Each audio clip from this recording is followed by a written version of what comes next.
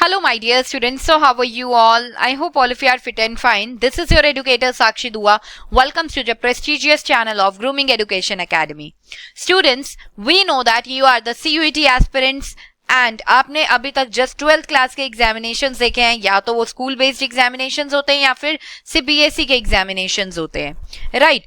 वो कोई entrance examination नहीं होते हैं. लेकिन स्टूडेंट्स, अब आपकी लाइफ में एक टर्न आने वाला है.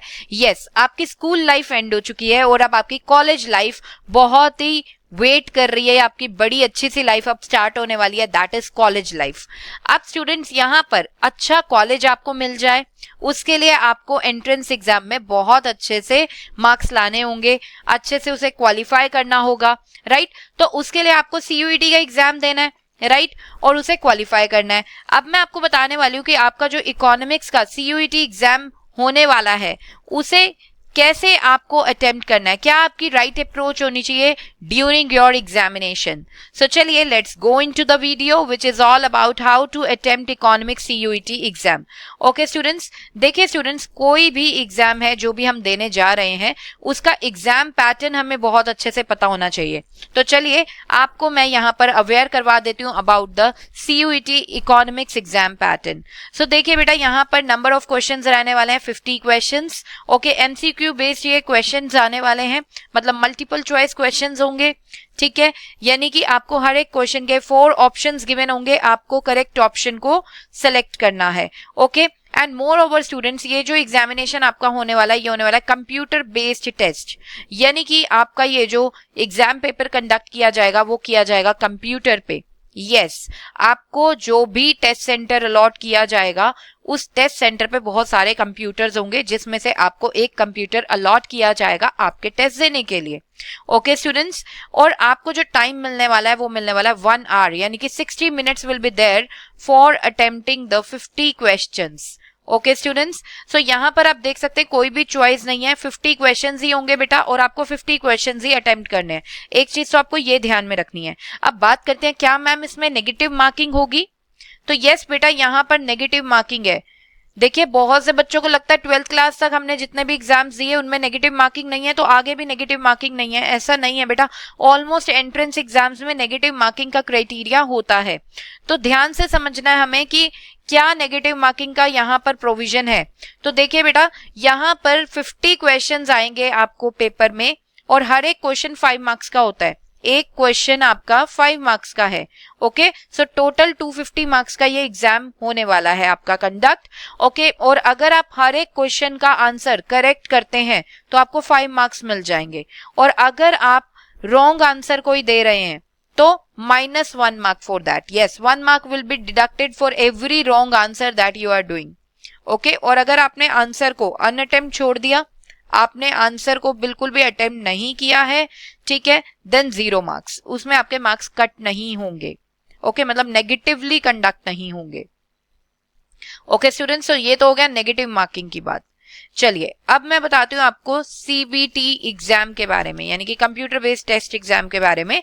इसमें आपको क्या करना है, आपको टेस्ट सेंटर पे आप पहुंचेंगे, ठीक है? टेस्ट सेंटर पे आप जैसे ही पहुंचेंगे आपको आपका कंप्यूटर, आपकी सीट अलॉट कर दी जाएगी जहां पर सामने कंप्यूटर होगा आपके. ओके, और आपको आईडी पासवर्ड दे दिया जाएगा. ओके स्टूडेंट्स, तो आपको लॉग इन करना है. जैसे ही वहां पे जो टीचर्स प्रेजेंट होंगी वो आपको लॉग इन करने को बोलेंगी, तो आपको लॉग इन करना है using your ID and password.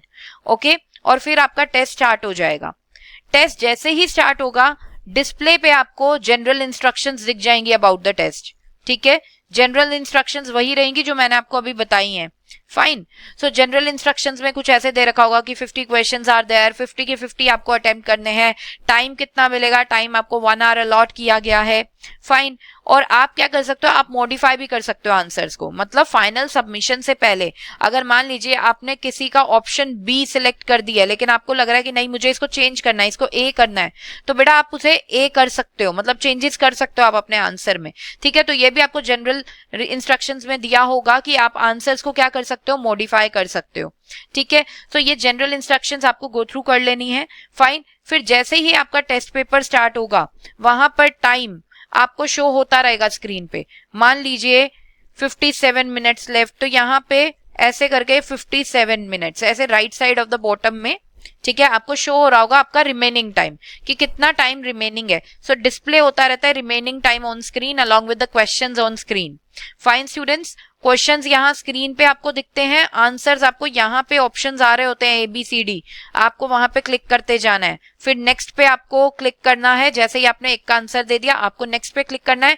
Next question will be on your screen like this. Okay, और जब ये जो रिमेनिंग टाइम है ये 0 पे पहुंच जाएगा बेटा, आपका जो टेस्ट है वो ऑटोमेटिकली एंड हो जाएगा. ओके, इस तरीके से आपका ये टेस्ट कंडक्ट किया जाएगा. चलिए अब थोड़ी सी और बात कर लेते हैं. अब आपको क्या करना है, देखिए स्टूडेंट्स, मैंने आपको बताया आपको 1 आवर दिया जाएगा to attempt 50 questions. 50 MCQ questions will be there. Fine, अब आपको क्या करना है, 60 मिनट्स यानी कि दिए जा रहे हैं आपको 50 क्वेश्चंस करने के लिए. तो बेटा मेक श्योर कि आप हर एक क्वेश्चन को 1 मिनट में कर लीजिए. ठीक है, 1 मिनट से ज्यादा टाइम मत डिवोट कीजिए क्वेश्चन पे, राइट. सो इससे क्या होगा, 50 क्वेश्चंस आप कर लेंगे 50 मिनट्स में. रिमेनिंग 10 मिनट्स जो रहेंगे उसमें आपको रिव्यू भी कर लेना है एक बार अपने आंसर बिफोर सबमिशन, क्योंकि जैसे कि मैंने आपको बताया आप अपने आंसर्स को यहाँ पे मॉडिफाई कर सकते हो. यानी कि एक बार क्लिक हो गया तो आप उसे चेंज नहीं कर सकते हो, आप चेंज कर सकते हो. ठीक है, अच्छा, क्योंकि टाइम बहुत ही कम है, 1 आवर का टाइम है, आपको ये गलती बिल्कुल भी नहीं करनी कि पहले मैं सारे क्वेश्चंस देख लूं, एक बार देख लूं मैं क्वेश्चन पेपर का लेवल कैसा है, फिर उसके बाद मैं 1 बाय 1 क्वेश्चंस को करूंगा. नहीं, ऐसे नहीं करना. आपको क्वेश्चन पेपर पूरा गो थ्रू नहीं करना है, एक एक क्वेश्चन देखते जाओ और उसका आंसर करते जाओ. जैसे क्वेश्चन नंबर 1 आपने रीड किया, ठीक है, उसका आंसर भी आप क्लिक कर दो. फिर क्वेश्चन नंबर 2 पे आओ, आपने क्वेश्चन रीड किया, फिर आप उसका आंसर क्लिक करो, फिर क्वेश्चन नंबर 3 पे मूव कर जाओ. Like this you need to go through the question and answer it side by side, because time बहुत ही कम है बेटा. वो वाला टाइम नहीं है कि पहले आप सारे के सारे 50 क्वेश्चंस को गो थ्रू करो फिर 1 बाय 1 उनको आंसर करो, वो वाली चीज नहीं होगी. और मोर ओवर स्टूडेंट्स, आपको यहाँ पे केस स्टडी बेस्ड क्वेश्चंस भी दिए जाएंगे. Case study based questions will also be there. Okay, तो वहां केस स्टडी में ना, केस स्टडी को आप जो पैसेज होता है केस स्टडी का उसको गो थ्रू करने से पहले बेटा आप उसके क्वेश्चंस देख लेना. जब हम उसके क्वेश्चंस देख लेंगे तो आपको एक आइडिया मिलने वाला है कि इस पैसेज में होने क्या वाला है, right, what is the passage all about, है ना. तो फिर आप पैसेज को पढ़ोगे तो वो और अच्छे से समझ में आएगा. ठीक है, तो क्वेश्चंस को पहले पढ़ना, क्या रिक्वायरमेंट है केस स्टडी की वो पता लग जाएगी, और उसके बाद आपने पैसेज को गो थ्रू करना है. ठीक है, तो इससे आप टाइम इफेक्टिव वे में केस स्टडी के क्वेश्चंस को भी बहुत अच्छे से गो थ्रू कर सकते हो. देखिए स्टूडेंट्स, अब टाइम मैनेजमेंट में आपको एक और चीज ध्यान करनी है. मैंने क्या बोला, 50 क्वेश्चंस है, आपको 50 मिनट्स में उसे अटेम्प्ट कर लेना है. 10 मिनट्स हमें रिव्यू करना है पेपर को, राइट. अब 50 क्वेश्चंस को 25 क्वेश्चंस के सेट में आप डिवाइड कर लो.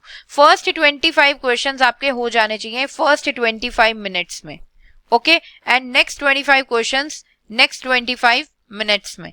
लेकिन स्टूडेंट्स, अगर यहां पर 25 क्वेश्चंस आपके 25 मिनट्स में नहीं हुए हैं, ठीक है, अगर इसमें आपको 35 मिनट्स लग गए हैं, तो मेक श्योर आप अपनी स्पीड इंक्रीज कर लो बेटा.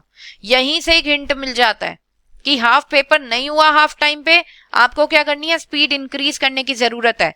स्पीड इस तरीके से इंक्रीज करो कि फिर ये 25 क्वेश्चंस जो हैं आपके, ये कम से कम 20 मिनट्स में हो जाएं. एंड में बाकी जो टाइम बचे आप रिवाइज करो.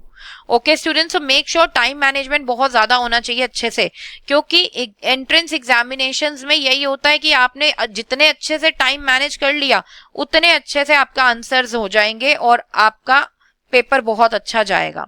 Okay students, so I hope आपको बहुत अच्छे से समझ में आ गया है कि आपको इकोनॉमिक्स का पेपर कैसे अटेम्प्ट करना है. सो यहाँ पर इजाजत चाहती हूँ इस वीडियो को एंड करने की, और साथ में मैं आपको ये भी बताना चाहती हूँ स्टूडेंट्स कि अगर आप चाहते हैं कि आपकी इकोनॉमिक्स की प्रिपरेशन हम करा दें, तो हमने एक मैराथन सेशन लिया था CUET का जो कि 8 आवर्स का था. ठीक है, उसका लिंक डिस्क्रिप्शन में है, आप वो मैराथन सेशन जरूर गो थ्रू कर लीजिए बिफोर योर एग्जामिनेशन, ताकि आपकी प्रिपरेशन भी बहुत ही बढ़िया हो जाए हमारे साथ. ओके स्टूडेंट्स, तो यहाँ पर सेशन को एंड करना चाहूंगी. मिलते हैं हमारे नेक्स्ट सेशन में with another useful content. Till then bye bye, take care, जय Shri Shyam and all the best for your exams.